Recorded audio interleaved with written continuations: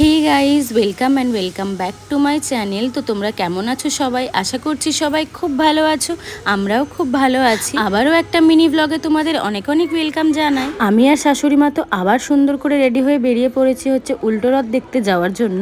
ফার্স্টেই তোমাদেরকে যে মন্দিরটা দেখালাম ওই মন্দিরটার পেছনেই আর কি, আমাদের বাড়ির একদমই সামনে। তো ফার্স্টে আমরা গিয়ে তো রথ টেনে নিয়েছি, তারপরে একটু পুজো নিয়ে এখন যাচ্ছি জগন্নাথ দেবকে পুজো দিতে, তারপরে আমরা ঘোরাঘুরি খাওয়া এগুলো সব করব। পুজো দেওয়া তো কমপ্লিট। আমি এসে আগে একটু ফুচকা খেয়ে নিয়েছিলাম, মা ফুচকা খায়নি, মা এটা খেয়েছিল। ফুচকাটা খেয়ে নেওয়ার পর একটু কেনাকাটা করেছিলাম টুকটাক আর কি। তারপরে আমরা যাচ্ছি সামনের দিকে, মানে আমার বাড়ির সামনের দিকে।